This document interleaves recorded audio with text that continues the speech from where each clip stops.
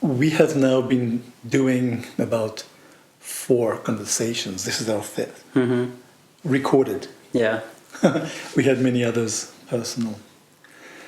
And there is something about them, about this possibility of conversation, of meeting, of face-to-face, of side-by-side, of whether it's sitting, walking, sofa, chair, restaurant, street. To realize in our times, day and age now, coming out of COVID, with all the isolations, with all the different crises we are facing, how valuable human encounters, one-on-one, if it's touching, if it's seeing, if it's presence, how important this kind of exchange. We are living in an information age. We have to understand that when we speak about embodiment, about attention, about perception as an integrated human experience, that is the topic of what we started with, something that I dearly love, how important it is that with all the Zoom and the Teams and the phones and the WhatsApps and the videos and the clips, we are able also to engage in an encounter. And this encounter can be driving us to human content. So we can meet in the supermarket or cross in the bus or meet in the street, say hello, greet, and say bye-bye. But there is something about this presence that I hope also comes through the videos and the conversations, that is sort of bringing something that so many of us these days yearn for. And it becomes more and more difficult, also because of opinions, of polarization, of issues of gender, of color, of ethnicity, of censorship, of what is allowed to be said, what is not allowed to be said, how things might be interpreted in order to come to haunt you down the line. So there is something so challenging in all this that we forget the beauty of how simple it actually is. Like for me to say hello and to just, and we are going to have an amazing conversation. Yeah. And there can be sort of love in the room and respect and exchange and something that I think in the old times was more taken for granted and very simple. Yeah. That now again we have to sort of find or rediscover and cherish once again. Yeah. I wonder why do we also at the same time not want in-person communication? So I can tell you from my line of work, working in digital technologies, a lot of people have appreciated the ability to work remotely. A lot of people have experienced the negative effect of that as well, not being able to communicate with somebody face to face. And there's a lot that kind of falls through the cracks and you have to recover from that. There's a lot of misunderstandings, miscommunications as well. But people have also appreciated the fact of kind of being left alone in their space. Yeah, for sure. And I wonder why that preference is also there. It's true that there are these two tendencies. On the one hand, we look for contact. On the other hand, contact itself is challenging, sometimes threatening. And it's a very delicate balance with any kinds of human suffering. Do I suffer enough to make a change? Yeah. Or it's still bearable until I feel that I cannot do it anymore. I have to venture out, I have to go out, I have to contact people again, even if it's a bit frightening. And I think it's very sad to see how difficult this simplicity have become. And I don't downgrade the risks or the threats about it. Yeah.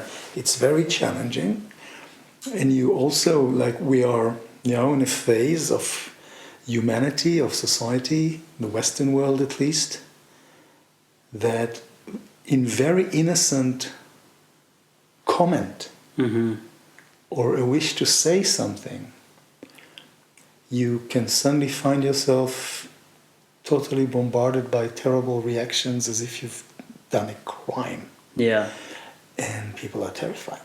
So many times it's better not to speak, better not to see, better not to meet. It's like those monkey shapes that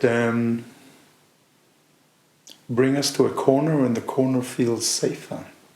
Absolutely, there are two sides of it. I'm just very glad that we have a possibility to share and to explore these things.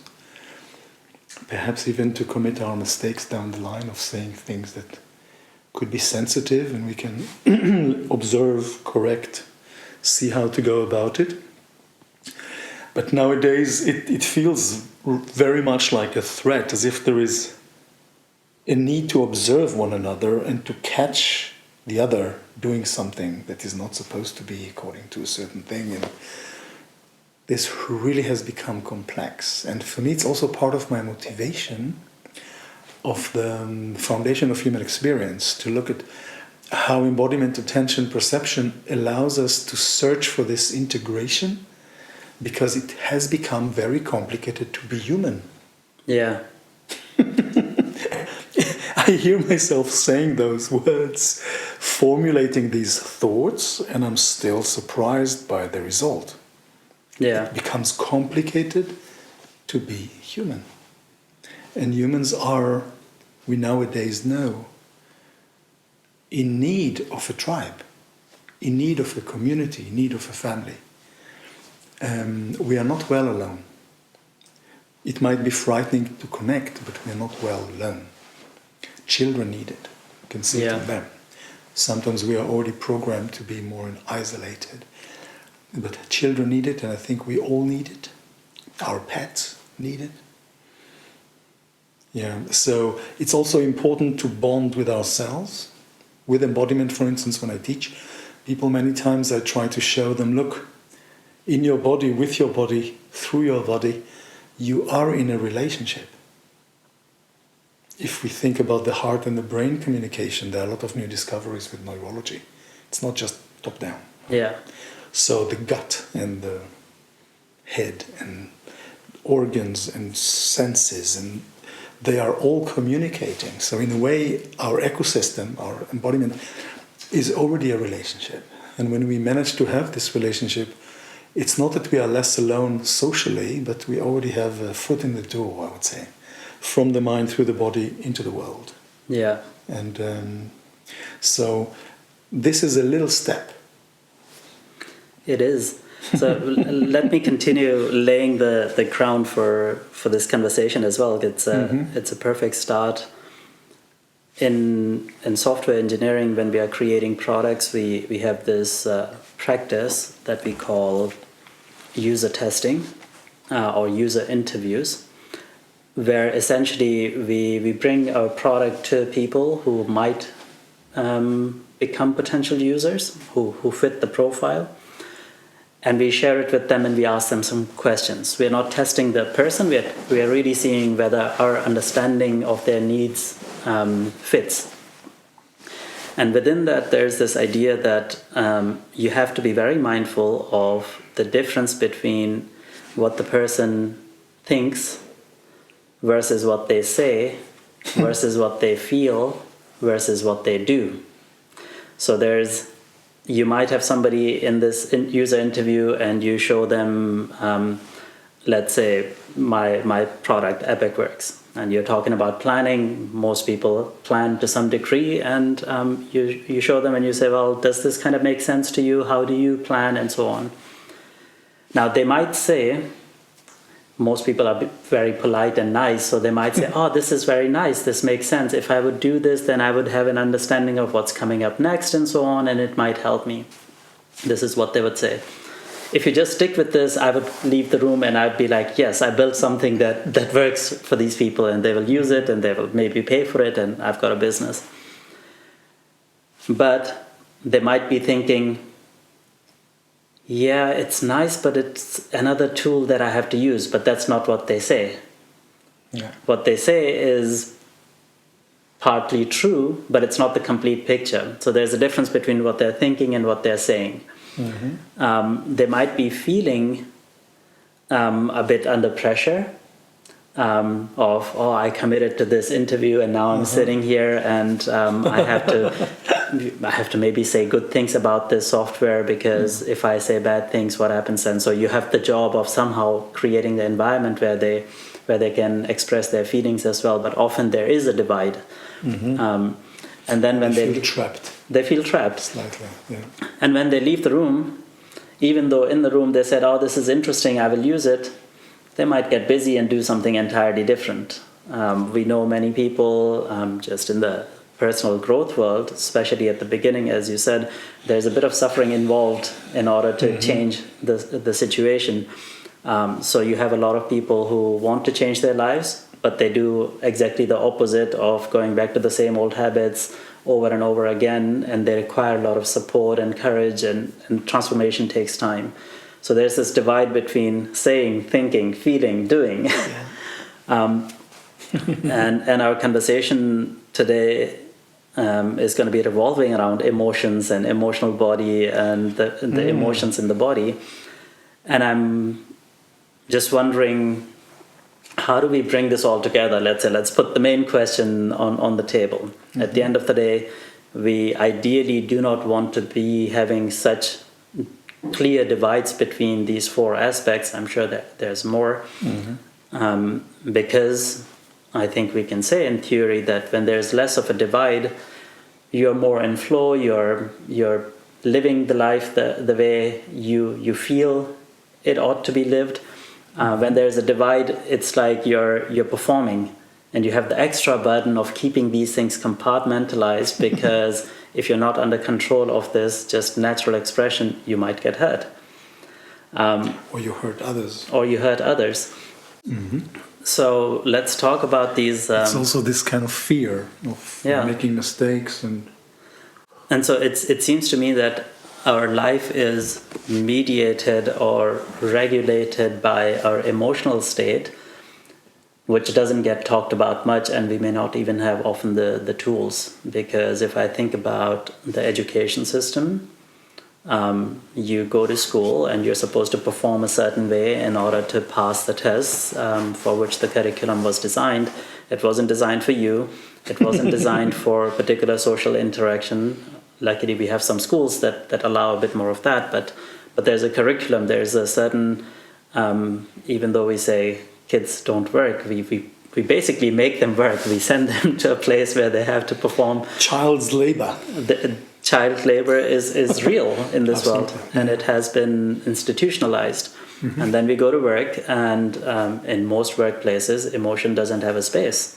You're not supposed to show your emotion. You're supposed to be this rational thinking, reasoning being.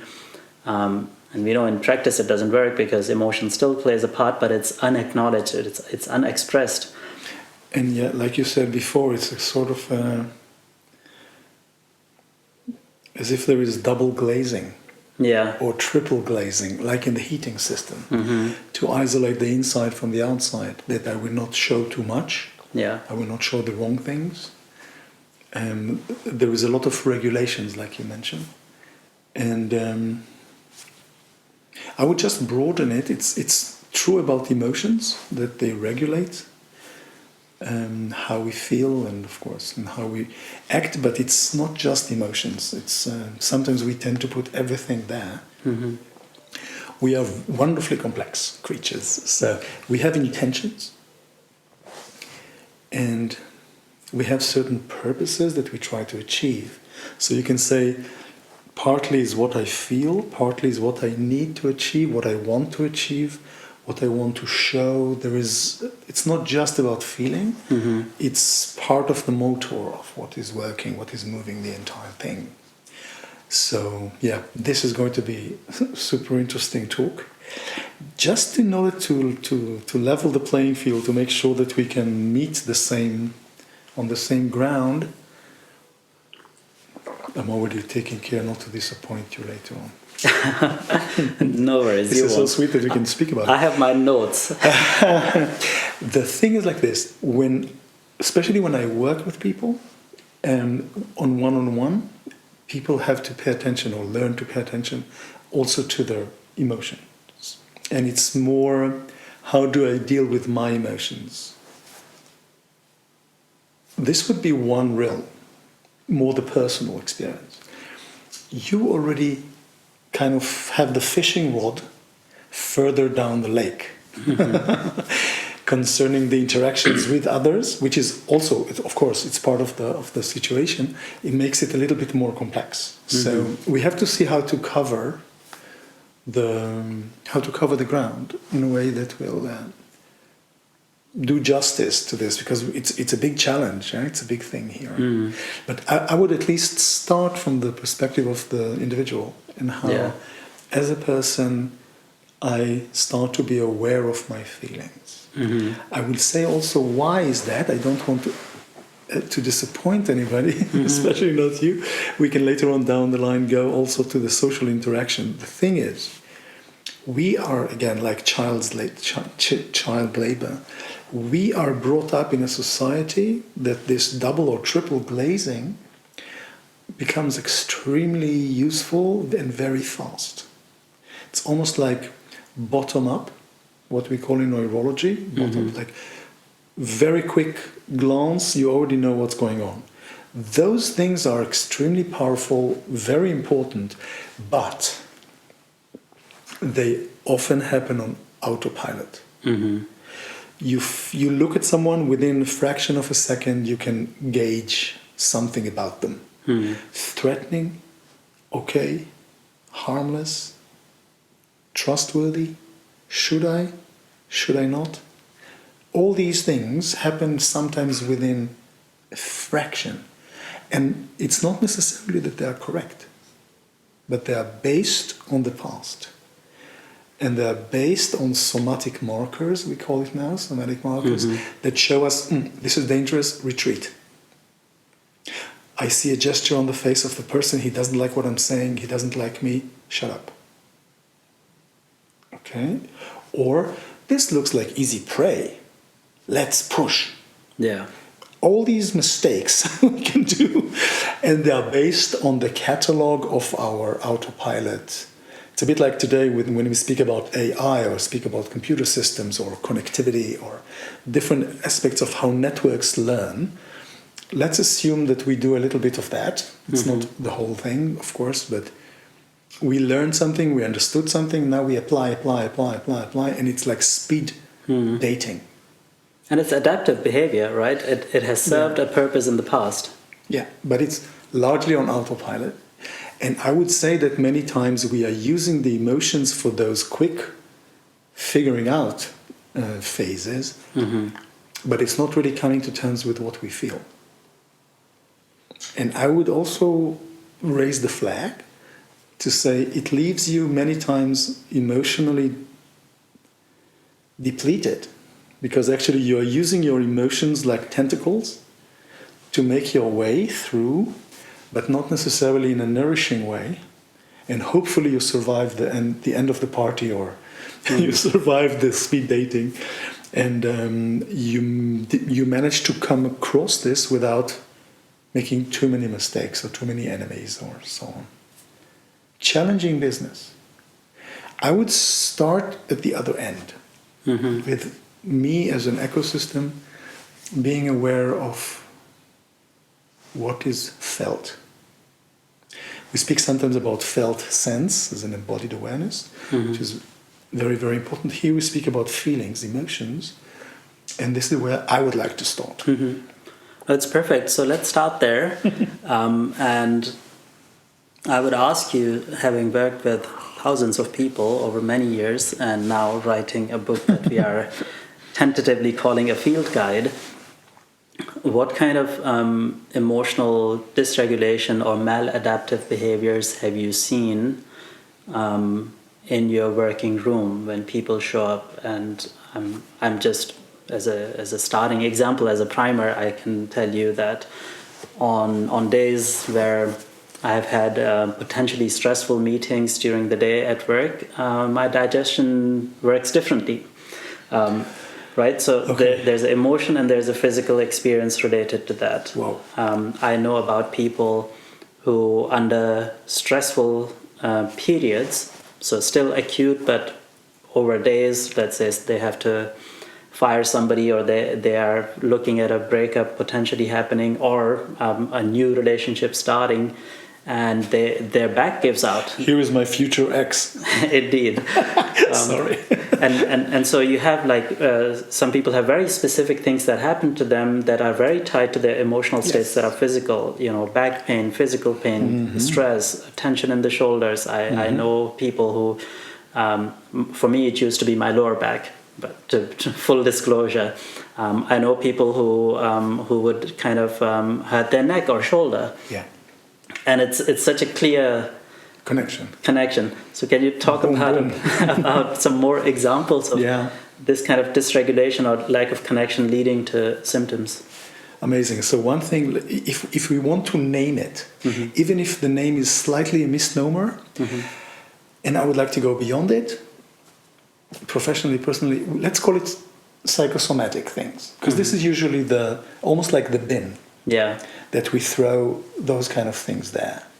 We can see a causal relation, a causal nexus between a feeling, let's say stress or pressure, and a symptom.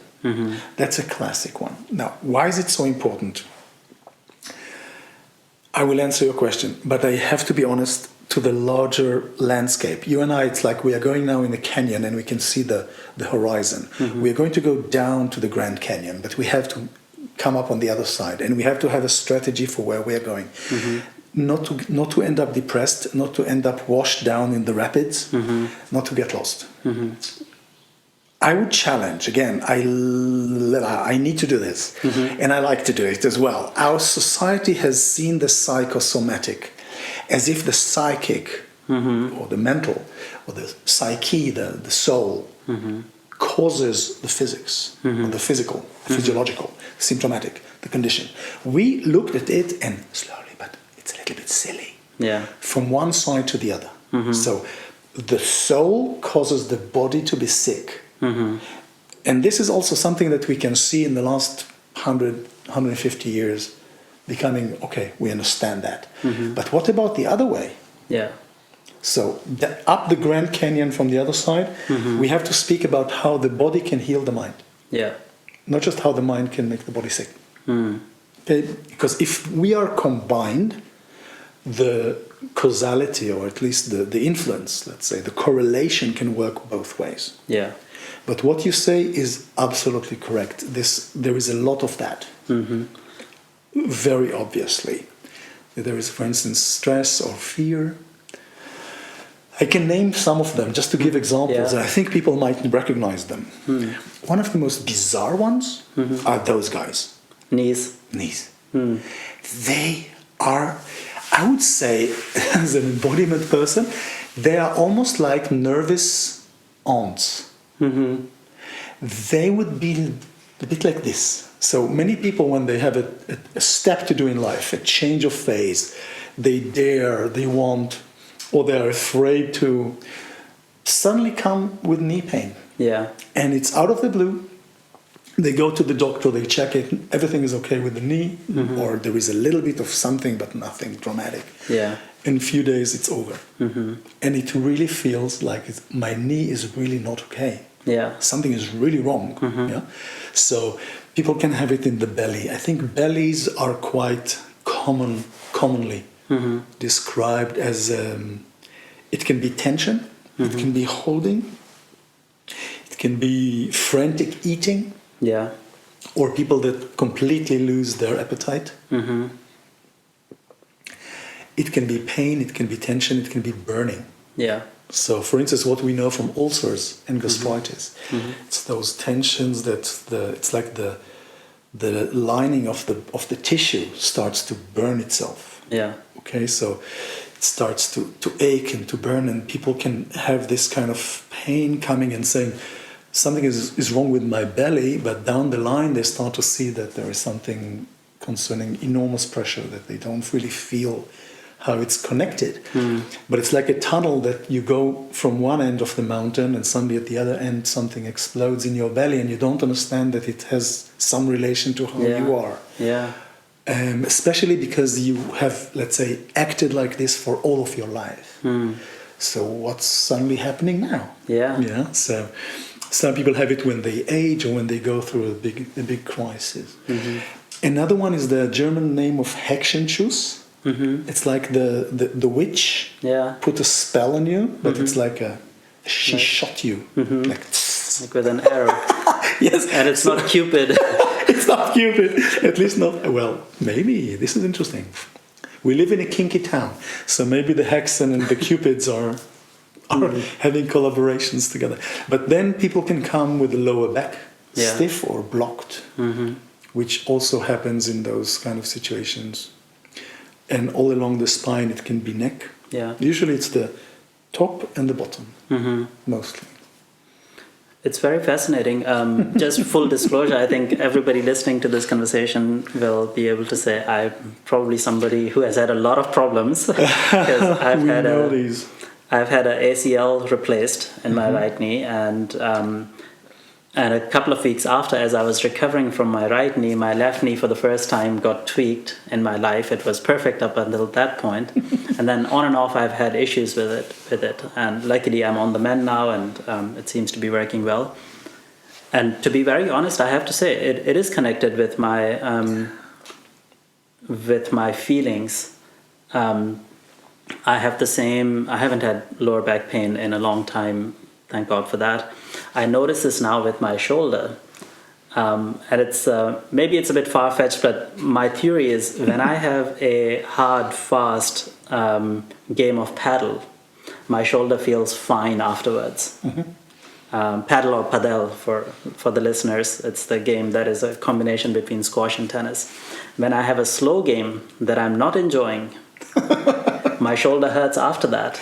Whoa. And I just had this feeling that maybe it's because I'm not enjoying, and that leads to some tension, and I actually don't use the full capability that I already have. When I'm enjoying it, when it's a hard game, even though there's holding back, reducing something.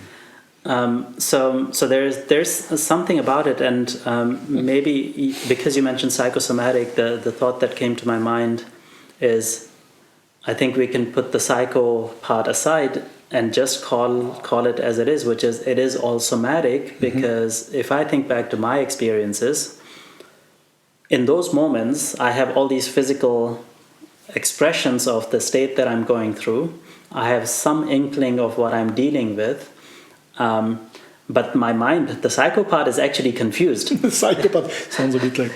the mind is more or less confused because it hasn't sorted it out, and usually the moment I sort it out is when the symptoms go away, or the symptoms, or I find the solution in my body.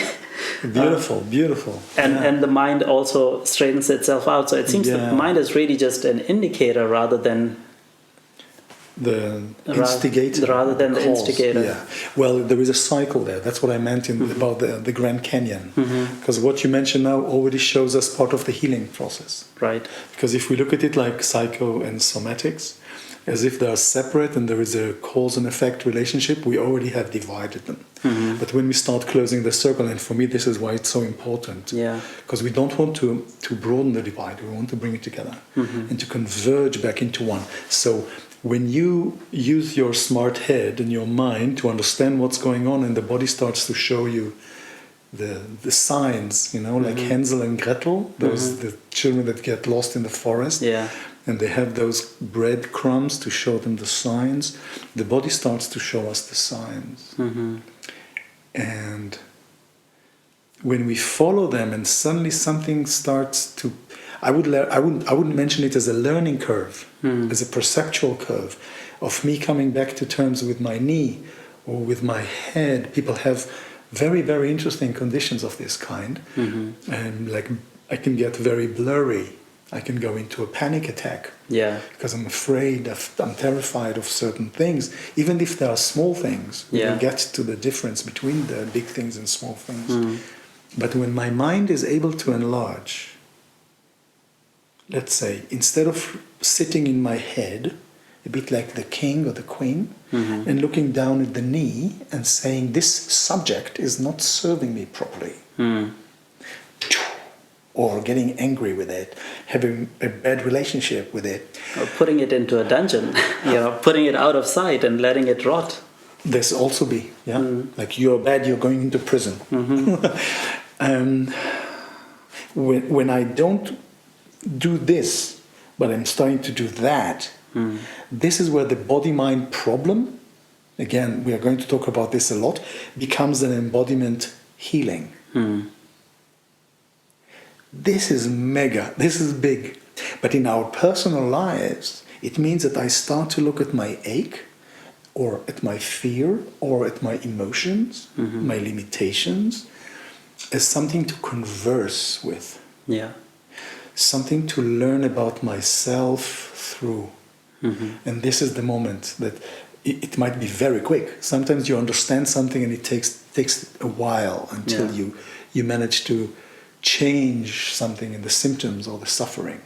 But this is true that on the cycle of starting to understand it again, suddenly, wow, I find myself in a different place. Yeah. And the body speaks back to us. A little comment on it that people will have the fuller perspective of the challenge of being human and the challenges of our cultures.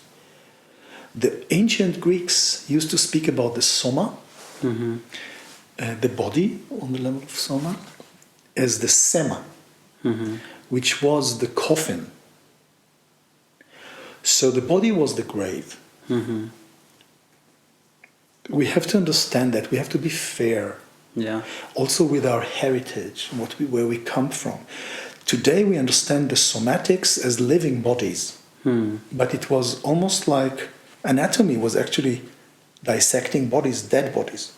So we have a very awkward way of using those words today, and they have a new revival. Yeah. But we basically looked at the bodies like something dead, or like a prison.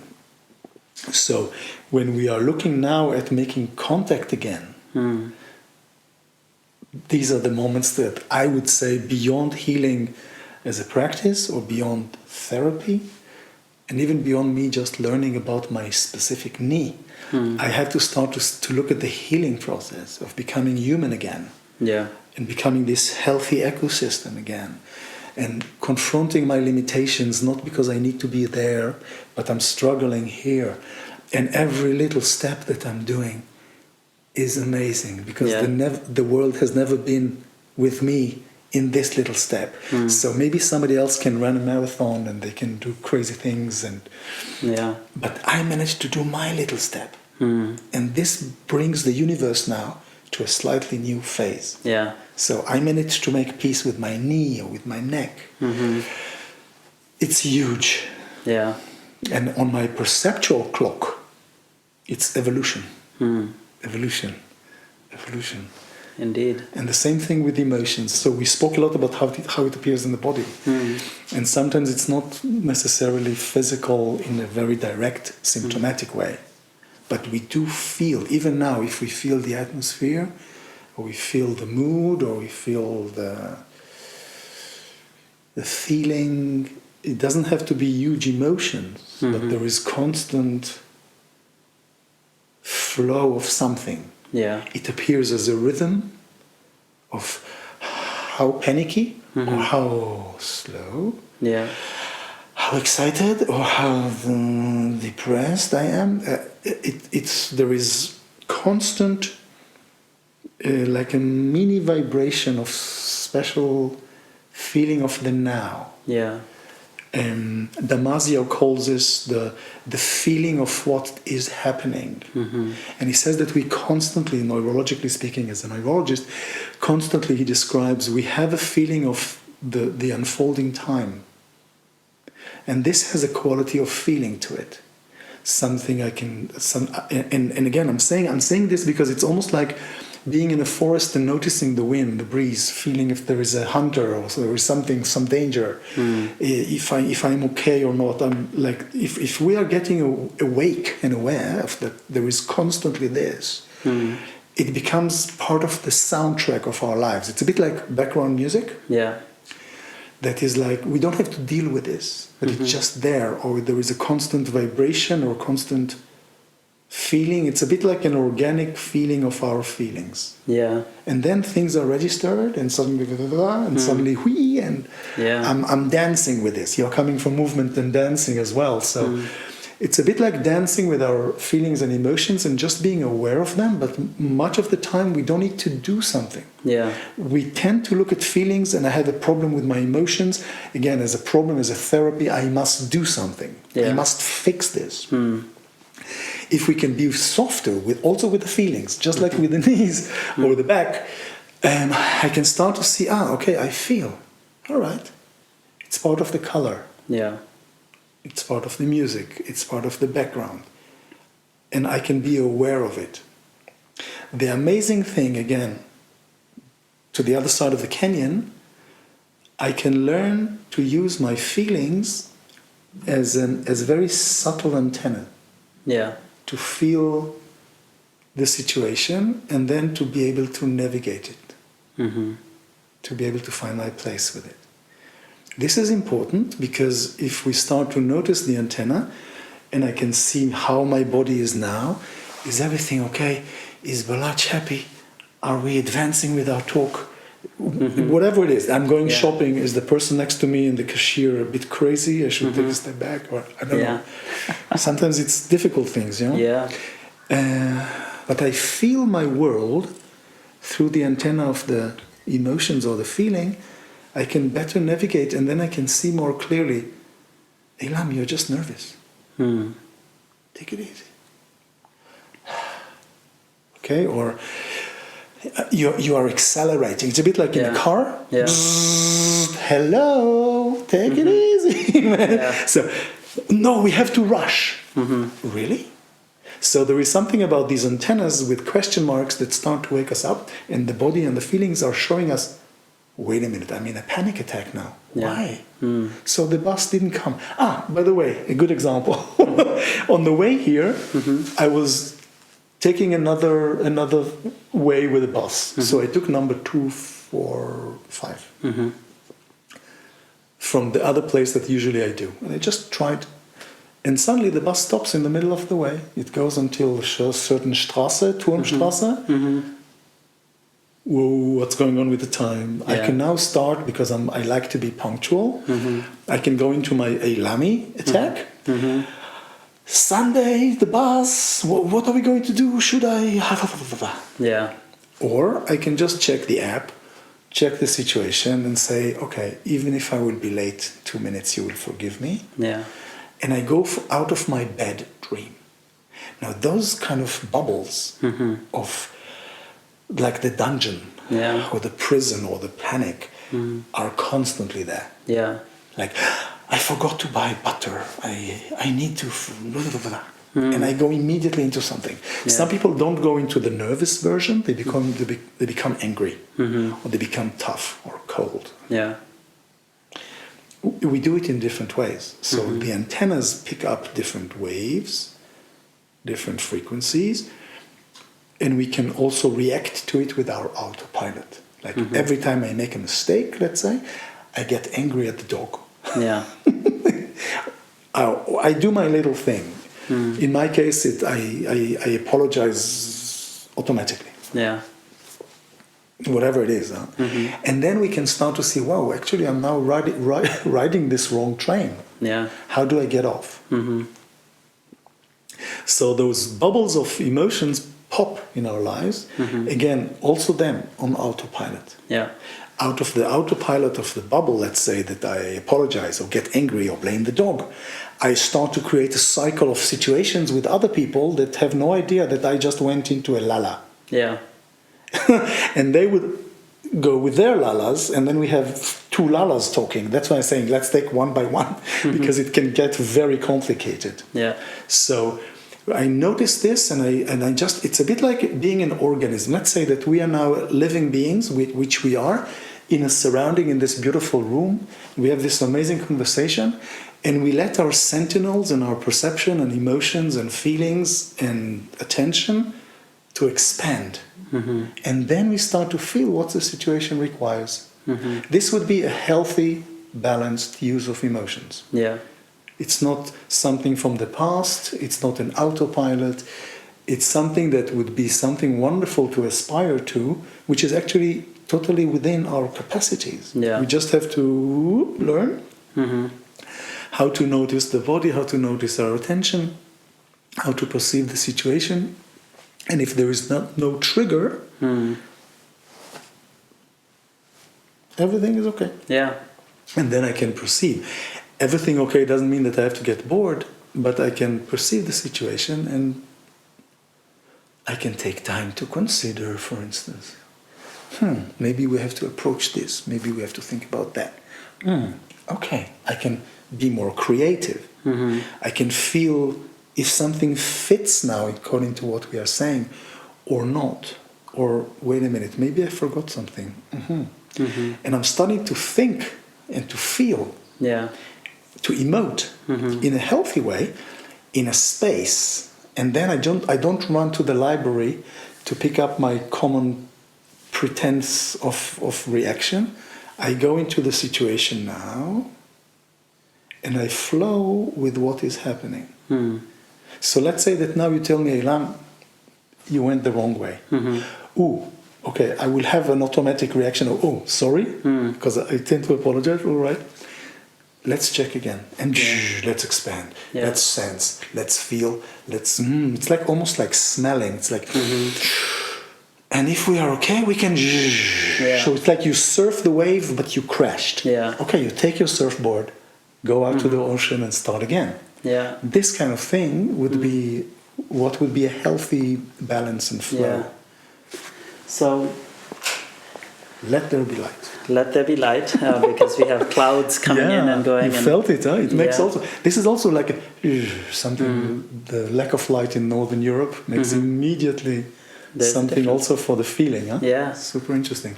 And so I want to notice something here, because every time you mention this moment of recovery, is this calming down and you took a deep breath or slightly deeper breath. Just now you put your hand on your heart for feeling.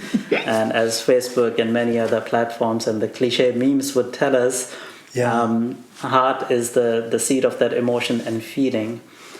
And if I think about what we know from all the somatic coaching experience, almost always the clearest marker of somebody not in tune or not in a good feeling state is that they breathe differently. That they're either breathing very shallow, they're holding their bellies, or the heart rate goes up, or and then it can go from the simple, very short stress response to panic attacks, where clearly you see the heart rate and the breathing is in a very different state.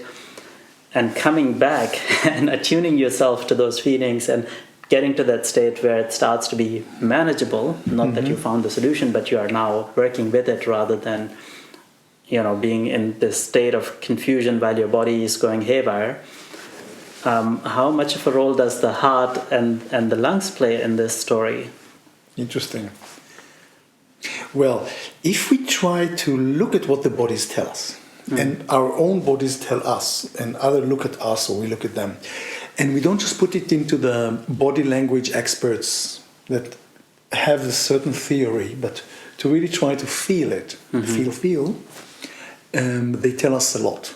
So one thing, for instance, we know that there are certain people that are able to sense their bodies well, and one of the first things they sense is their heartbeat, and they sense when it starts to accelerate.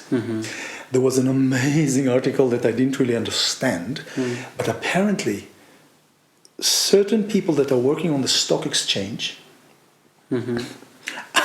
under loads of pressure and screaming and buying and selling stocks and but they don't understand anything about On the floor, not on the computer like these days, but back in the day. Really, yeah. They researched some of those people and they found out that if they feel their heart, usually there is, again, some of the magic of perception that we don't really understand.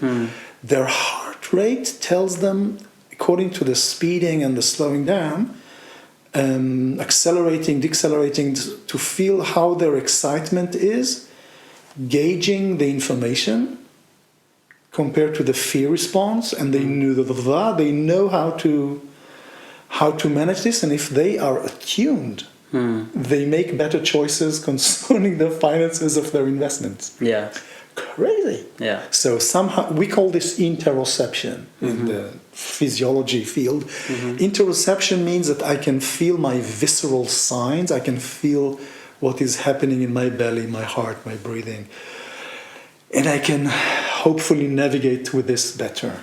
So this is definitely a big one. Yeah. Yeah. Well, anecdotally, we know how mothers feel about their children, even at a distance. Yeah. When something is not quite right, they feel it in their heart, in their heart rate and their breathing, and this is literally the expression I've seen people make over and over again of something is not right With my child. with my child, and it's not a child that is in the same room that you can see. It really is. There's a definite connection between emotions and your heart. Yeah. That can then also go into other body parts for certain people. Let's say heart extended. We can say metaphorically heart, but some people feel it in the very low belly. Some people even in the genitals, even in the perineum. Fear. Yeah, the emotions that come and they talk to us in different ways, or something here, different ways. But speaking about this, crazily enough, if I would have a very bad situation, even if I live far away, I would have a family calling. Yeah. My mother would call from about a few thousand kilometers away within minutes. Wow. So I have to pay attention that I don't send the wrong signal in the wrong direction. I would get a phone call from Jerusalem. Jewish mother is checking on you. And then she's more worried Big than brother. you are. Yeah, so those signals are something that we also emit and we also receive. And this is why I'm saying that it's so important to occasionally clean the antennas. Yeah. Because if we are in a bubble and we are always connected to the universe, it radiates out, but we might not be aware of it. Yeah. So if we start to feel more through the body, through attention, perception, what's happening in our surroundings, what's happening within, what's happening around, we have much better chance of flowing together with the surrounding in a happy way. Yeah. Because we are picked up, the signal is there. Is there. Yeah, it's like a quasar in the... And you might not even be aware of it, but other people feel it. Yeah. Like if I'm getting very angry about something, I might be very quiet. But there's this feeling of something comes out. And I might be busy with something else, but people around me will feel it. Yeah, yeah. This is important to understand, to pick up and to change. And it's fascinating. So now let's go to less acute but more chronic versions of the same story. What happens when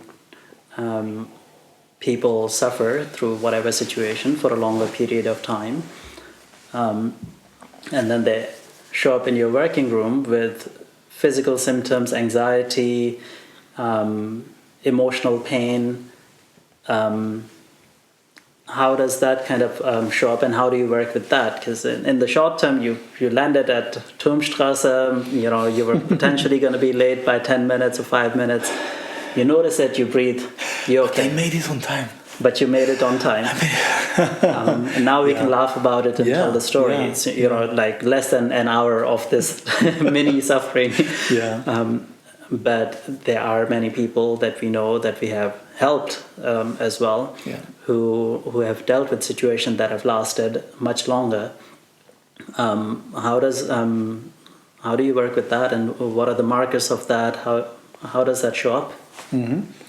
I would not just go into how I work with it, but in the situation itself, because it's one of the tricky parts about long-term situations is that they leave a mark that is almost permanent. So when and this is one of the interesting things about our perception, our attention, when there is something constantly there, after a while, even if you suffer from it, you kind of blend it out. So it becomes a bit like a blind corner or white noise. So the same thing could be with permanent tension, permanent anxiety, that you might not feel it when it's there. This is one of the things, for instance, that happen when we have trauma or emotional trauma, something related to constant fear, constant stress, that it becomes part of our lives, becomes part of how we are. We don't even know ourselves without it. Yeah, we desensitize a bit and we adapt to different behaviors that would kind of keep us safe, but we know it's there, it's in the background. We know or we don't know, but it's still there. It's there. Like, this is the tricky part. That's what I'm saying. The antenna, instead of serving you to feel what is there, gives you constantly a signal. Yeah. Anxious, pressure, or anxiety, I would say. You are not okay. You are not okay. There is deep guilt. Yeah. Something is not quiet. Something is not quite right. And you can check. It's a bit like you would check the mics and the camera. And everything works. But the signal, and here is the thing, the signal, if you look at your attention, perception, embodiment as a system, it's like the ecosystem gives you now a constant message of error. Yeah. Something is wrong. You are wrong. And you keep dismissing it. And you keep dismissing it. If you see it, if you notice it, sometimes it's just, it's part of life. Like something is always wrong. And these are the tricky things to start noticing. Yeah. So here, for instance, we can try to go through the body in work. In the working room, for instance, this would be one of the things I would look with a person and try to see through the body. Sometimes the body would wake them up. Right. So they would see, for instance, from the symptom or from a situation, coaching them through the hands and touch to pay attention to something, they would suddenly feel, oh, wow, actually I'm all the time holding, I'm all the time. Very interesting. I recently had something that was very interesting. A person that is very advanced on many, many levels of meditation, perception, spirituality, profession. Everything is okay. He cannot let go of his arm. Now, we have different techniques of how we hold, we move, and we let people rest, relax. Big steps done. One step refuses. I'm smiling because in some of my first few sessions, I've had this experience of, Balaj, let go of your arm. For instance, the right arm, for right-handed people. Yeah. So these kind of situations, and then when we start to see that the body signals, let's say that your body would say, there is a special case, go there. And as a practitioner, you would go and ask. Yeah. And we start to explore and start to check. And this is part of the coaching of attention. And then I noticed that there is a very deep scar that we didn't pay attention to before because it was not the issue. Yeah. There is enough material. Checking with the scar, there is an accident. And this accident is, the memory could go so far, but the body has still a memory of this thing has to be held. I cannot let go here. Yeah. And these are the interesting things we explore. So this is just as an example. It can be letting go of my neck and allowing my head to rest. Some people hold it. You know? Yeah. So there is a story with the body and there is a story with emotions. And the interesting thing is even if it's not just emotions that cause this thing, but an accident. Yeah. There are emotions stored here. There could be fear stored here. Letting go of it might be a little bit of shaking. Yeah? So these are the kind of things we meet, and it allows the body to recuperate. So those permanent situations, and it can be 30 years, 40 years. Yeah. those situations allow us to come into to touch with areas that the body has stored emotions, and it can learn to release them. Yeah. So that starts to work. And you can see that it takes a toll on the market of the energy of the body. Mm-hmm. If I constantly have to deal with something, I become preoccupied. Yeah. So sometimes it's trouble, it's problems, it can be work related, it can be finances, it can be family, it can be health. But they do take a toll, and it's important occasionally to stop and to see, hey, what's going on? Yeah. Should I take care of this? One of the interesting things, for instance, some people have a worry about their health. Mm-hmm. What's happening with my, I don't know, whatever, belly, my neck. I feel something is not okay. Yeah. And there starts a game that people play with themselves. Mm-hmm. Should I have it checked? Mm-hmm. Or should I try to procrastinate this and to wait until it passes? Should I make out of this a big drama? Yeah. Or the opposite? And many people live in a kind of a mixed place, and we have tendencies that tend to repeat. I know people that immediately when they sense something like this, a phone to the doctor or clinic, whatever, make sure that they check this very thoroughly. And there are other people that can wait 2 years until it's almost perhaps too late, just to make sure that then they do it, but because they don't have any other choice. Yeah.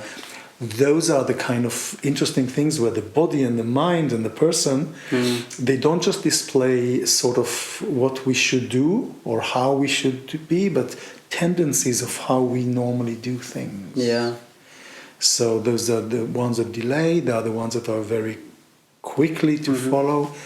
And it's also part of how we live with this, because some of us might say, okay, there is something wrong, I have to check it immediately because I cannot stand the fear and the time that will pass until I will know. Yeah. And others say, I will worry a little bit, and I will worry a little bit, and I will worry a little bit, and down the line I will take care of it. Yeah. And those are very personal tendencies. It's fascinating because so you have on one hand, let's say if it's I was going to say A, B, but let's say it's the alphabet, and A is ignore for now, and Z is let's go get it checked. We often forget, and I know this from my experience, we forget that between A and Z there's this letter in the middle, which is the M, which might be more, let's actually try to feel what is happening here. So our default responses are either somebody else will tell me what is wrong with me and then fix me, or I just ignore it for now.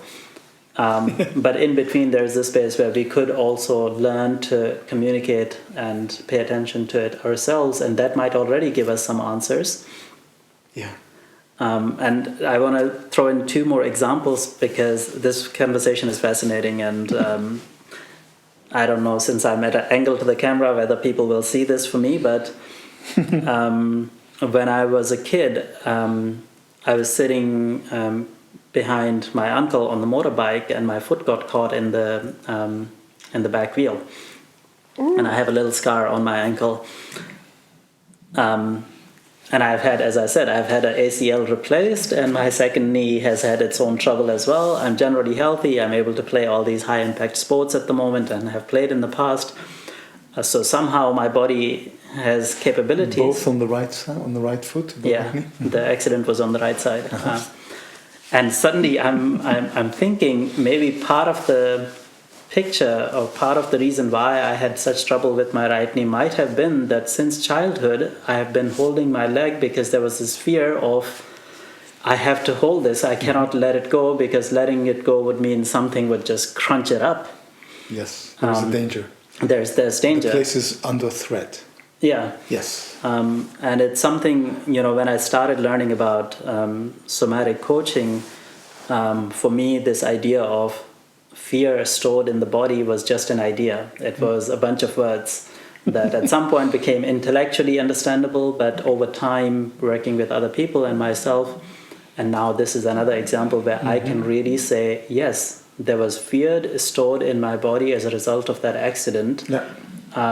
Even though the ankle itself healed and it's just the scar tissue, a bit of it left there or mark on the skin, but the fear had stayed. Yeah. I recently had another example with a client where there was a process. We were talking about many different things, and for some reason I ended up focusing on their left arm. And then the entire session stayed with the left arm, more or less.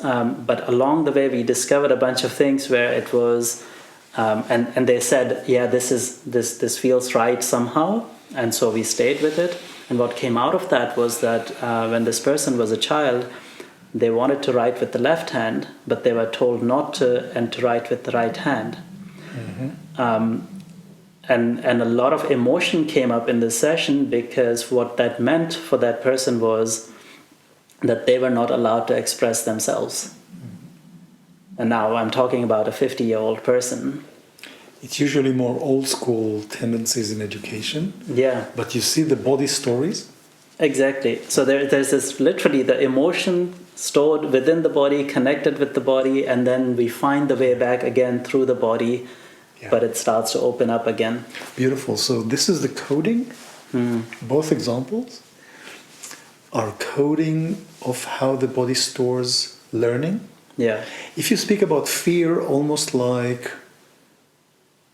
a chemical, and to say that it's stored, it might be a little bit, I can understand the uneasiness.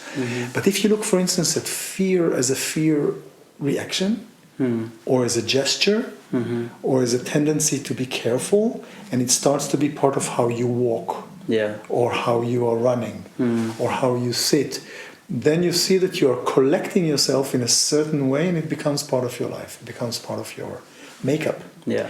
And it becomes so normal that you forget. And then something can pop up like a knee in a different place. That's why when we explore the embodiment, many times the important thing is not to know, not to predict, but to ask. To go into a dialogue with a person and the body. Yeah. And to explore, because for instance, in some cases it could be that the right foot would go to the right knee. In some cases it would go to the left hip. Yeah. Because the person would walk in a different way, and it's very personal. For others it would end up here, because I have to balance something there. This is important to understand, that it's a very intelligent system. It can make childlike mistakes. Yeah. But it's a very intelligent system. So you have to ask the system, you have to go to the entire embodiment experience to start to see what's going on. And as a practitioner you might say, but why do I go here? What's the story?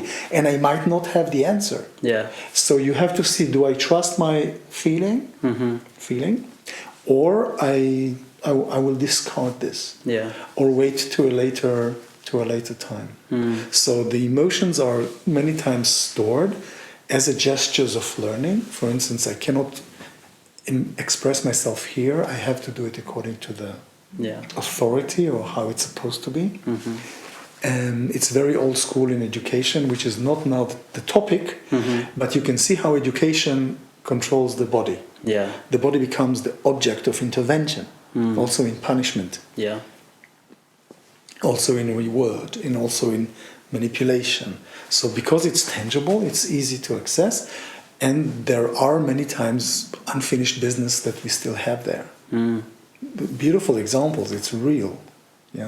So it can be fear, it can be emotions of different kind. And then you can see emotions and self-expression. It's not just emotions of feeling. It's a bundle of other possibilities that we have. It's not just emotions. Yeah.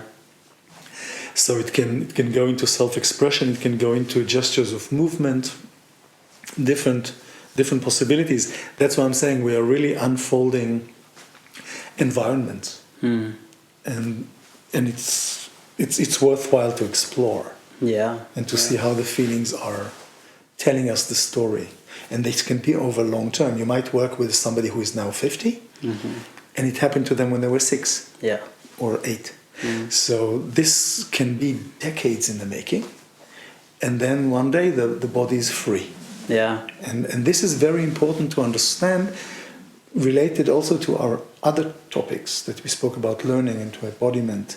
We learn to close certain options, and then we learn to reopen them. Yeah. This is part of healing, but it's also part of creativity. Yeah.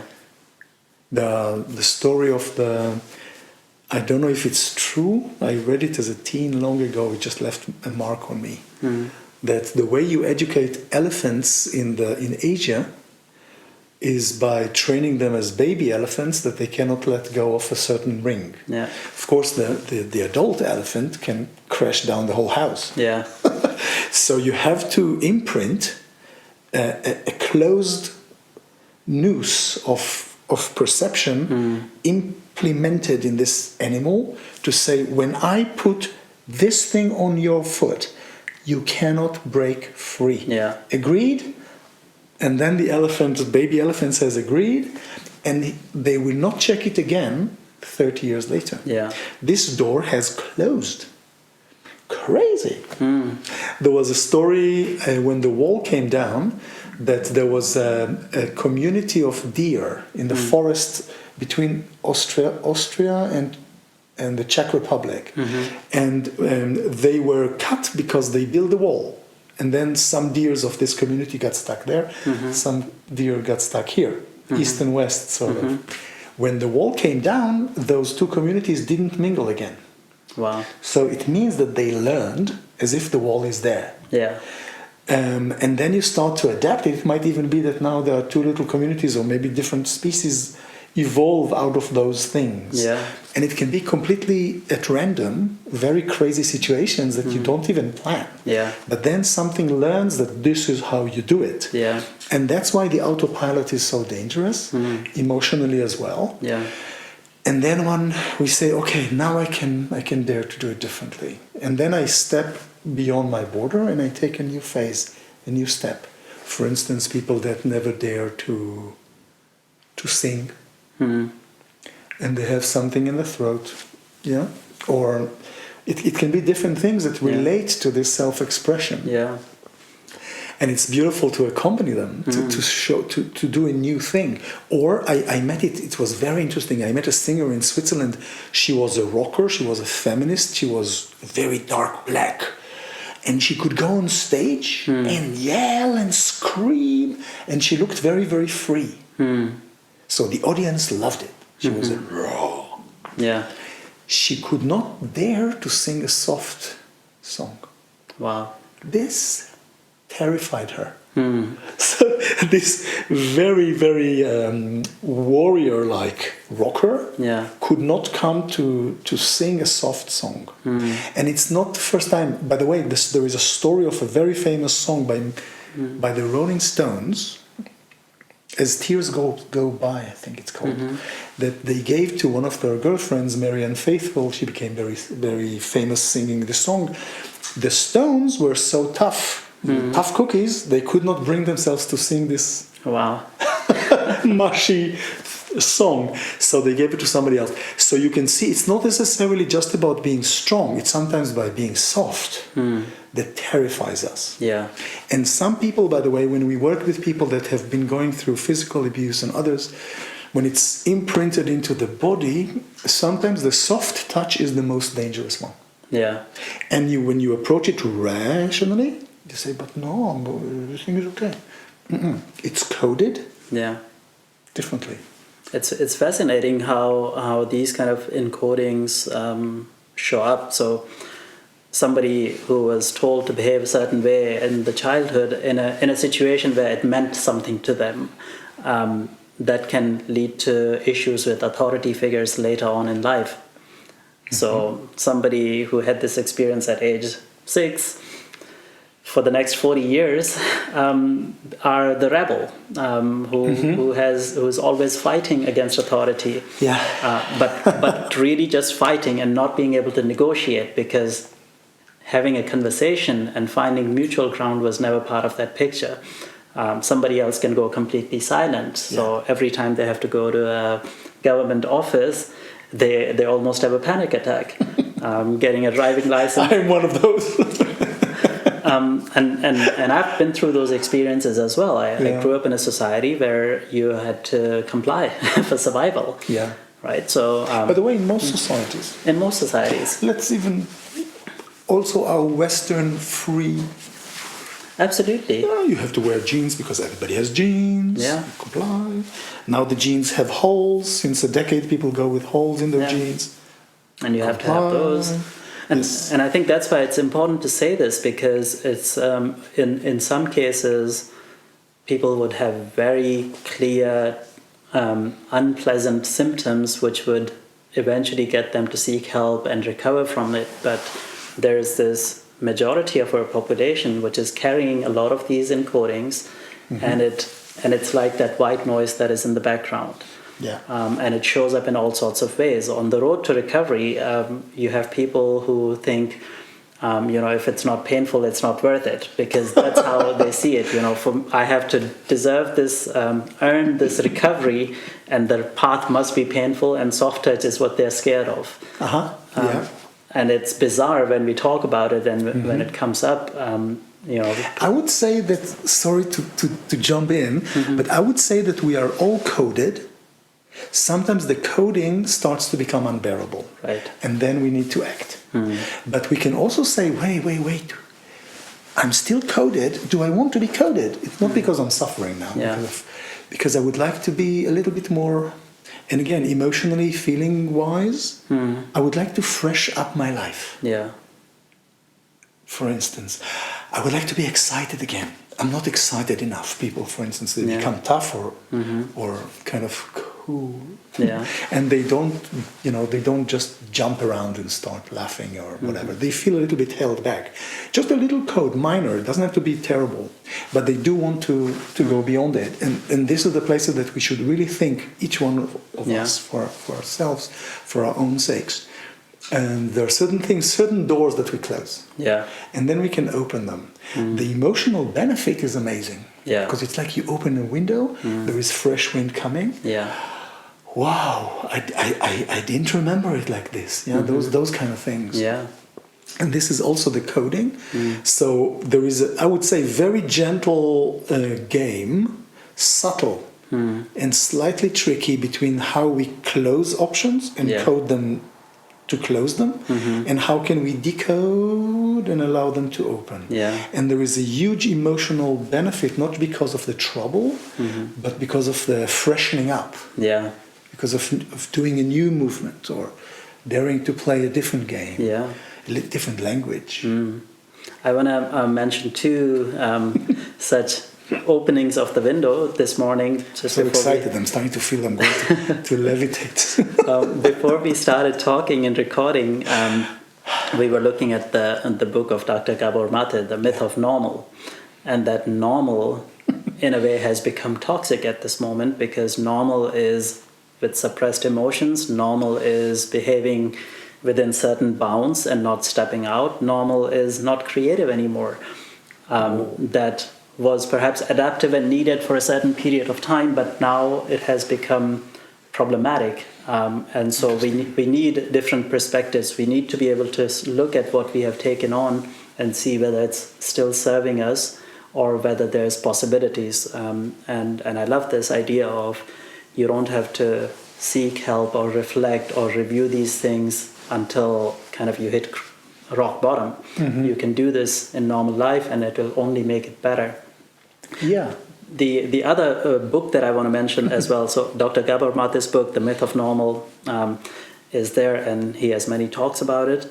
The other book comes from my professional field, from the founders of Netflix, and the book is called No Rules Rules. And it has a bunch of different things applied to the workplace. I saw it there in the corner. It's there as well. And one of the things that is very interesting in that book is they talk about the fact that as companies grow, we create policies. We create policies around holidays. We create policies around what you can buy and what not. We create policies around work timings, coming into work at a certain time, leaving at a certain time.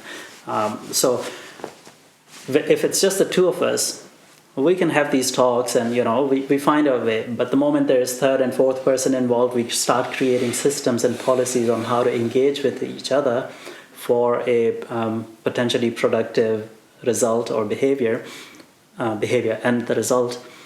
But it is equally important from time to time to review the policies. Yeah.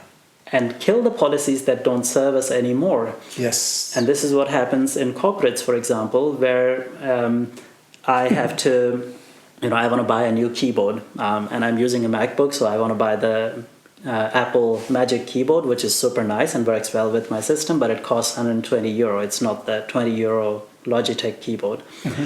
So €120, right.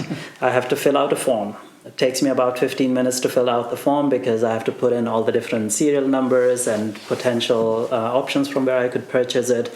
Then somebody has to review the form to see that it was filled properly. You mean in the company? In the corporate company. No, I understand. Then they okay it. Then it goes to my boss who has to review that, who has to accept and approve that it's okay for me to purchase this. Mm-hmm. After that, it goes to purchasing, who have to check that it's within the purchasing limits.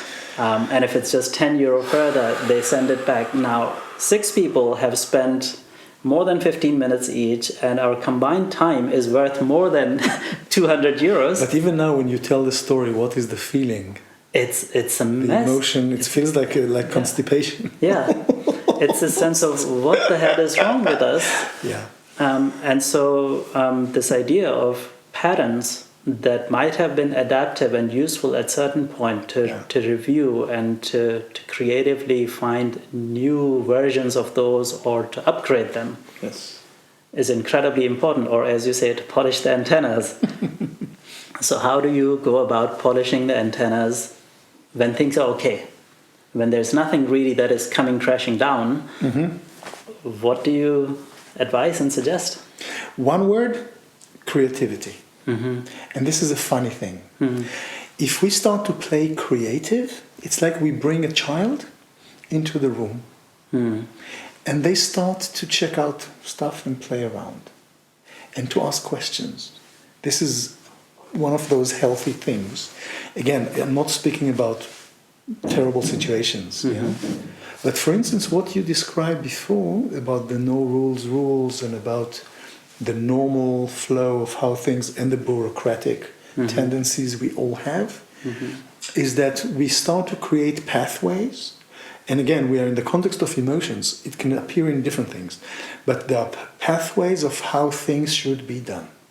So, for instance, we can talk about things, but we should not talk about certain things. There are certain things that, so we don't have obsessively to go to talk about what is forbidden, but we are aware that there is a certain kind of network, also emotionally. And when we have a child in the room, when we look at it more creatively, we might ask a little bit of silly questions. I apparently, I hear especially at home from my little family that I have a tendency to do this, and sometimes it's not okay. And maybe because I'm coming from a different culture into that culture, and before I lived in 2 other cultures, each one of them has a different rule book. Yeah. So certain things you're not supposed to do this, certain things you do that. It's very interesting. And then you see the coding, not just in your personal knee or heel, you see the coding of the civilization. Yeah. So there are certain things, some of the codes are big codes. That's what I'm saying. We have to lift the skirt occasionally, or kick the bucket, or ask stupid questions. And sometimes you will become a little bit of a disturbance. Yeah. You don't have to be obsessively doing it, but to really ask, is it really necessary? Must we? Yeah. Must I? Indeed. Excuse me. and then it starts to appear that actually there are certain rules, and many times the most important rules, are not mentioned. Something that you go on in silence. Yeah. You should not mention that. Should not point a finger there. But it's like pretending, and there is a transparent elephant in the room that nobody is supposed to anger. Yeah. And then when we start to ask and to check, We notice this. Now, sometimes bureaucracy or certain procedures, you really feel the heaviness. I heard from a lot of people I work with and friends how they struggle with bureaucracy. People that get fired and they have to ask for their salary for the months that they missed or something. Sometimes work on this weeks. Yeah. It sounds like almost like a degree in law or people that are struggling with certain things and they really feel the bureaucracy. I'm waiting for the judge or for the court answer. I'm waiting to get an appointment with a certain specialist in the hospital, and things drag on for months, sometimes for years, and there is an emotional tone to those It's situations. unpaid emotional labor, right? That you are performing. Okay. That's taking a toll on you that is just not even acknowledged. Yes.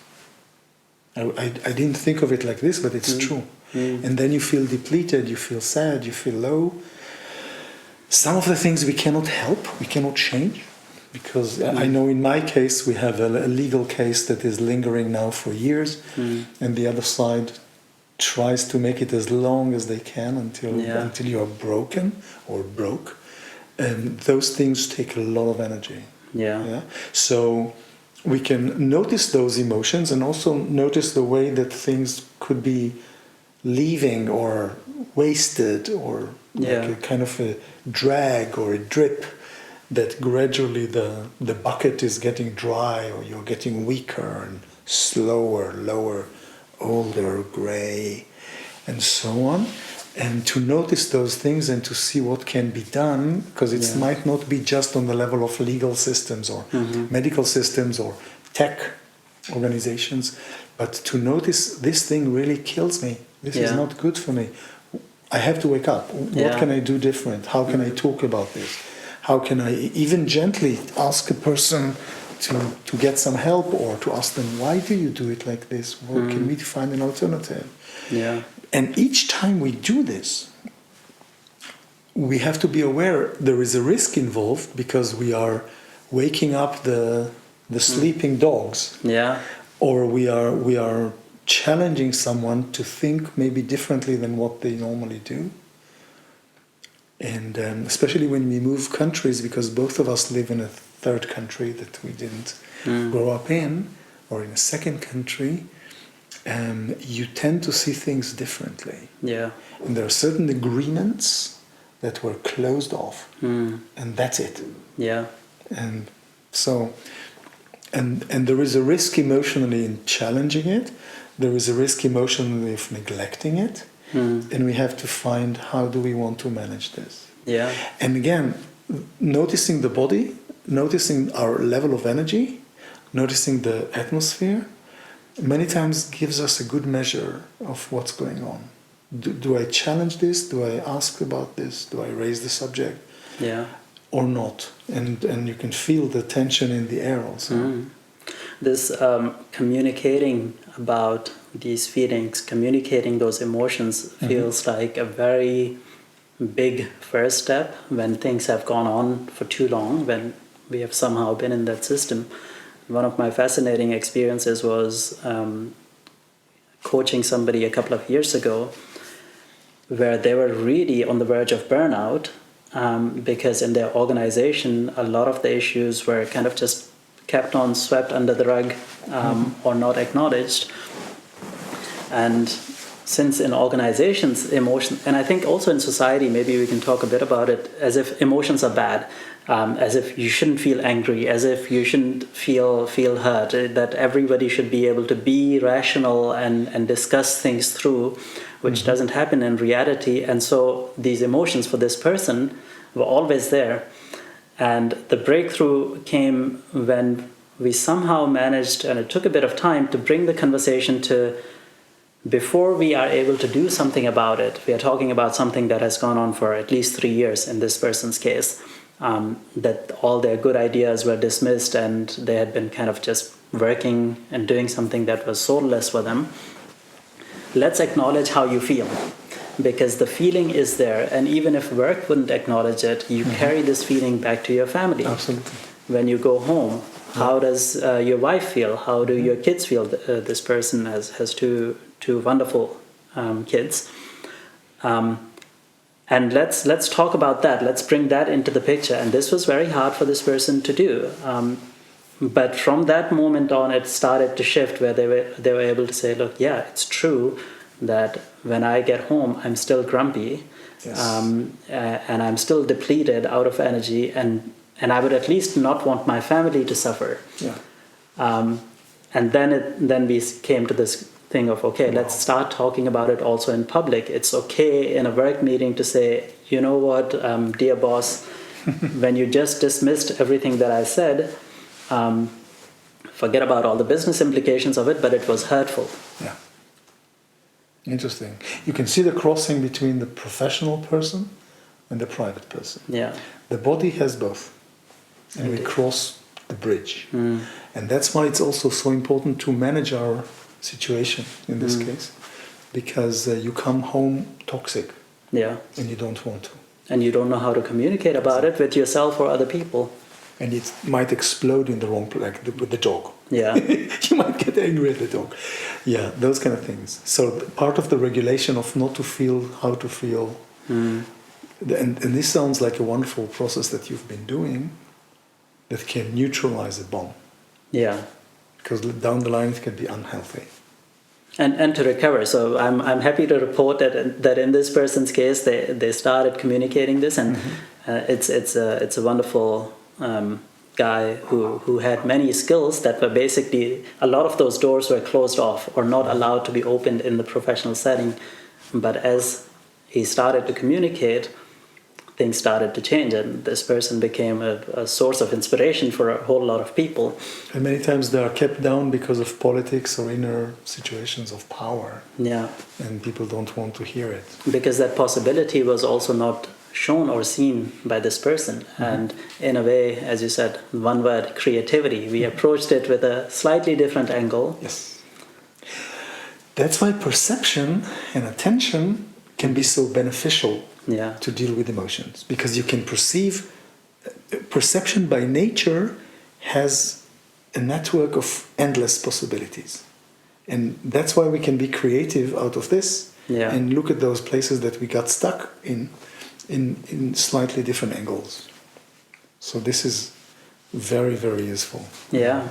So today I would want to keep the conversation a bit shorter, because it's been so amazing. And I think we can get back to those topics later on, because there is a lot of big chunks that could fit to the emotional frame. And I want to use this also as a bait and an invitation to our audience to send us some more questions and feedback.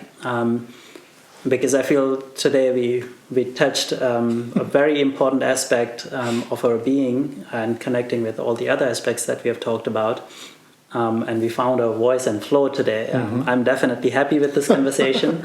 I'd give you the last word. If you want to give any advice or say a few words just on this topic, and then we close the conversation for today, and then we continue it the next time. Yeah. I think it would be very, very interesting for people to start noticing this environment that they are and where they are situated and embedded in life, and how those gentle frequencies and feelings manifest. Because then there is another layer that becomes accessible, and then they can start to sense, is this right for me? Does it feel like I would like to continue? Something needs to change. Whatever it is, the information starts to flow.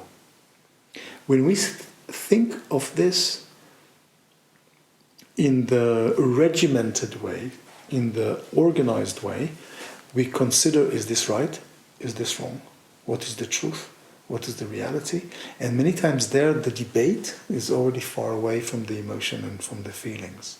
But if we just use the sensation of the body and our emotional antennas, we can wake up to a situation in a very direct, immediate way. and then take our decisions from there. Just something to keep in mind. We can look into this more in training and in detail later on. But I think also it was a super relevant topic, and we are getting also better in how we do this.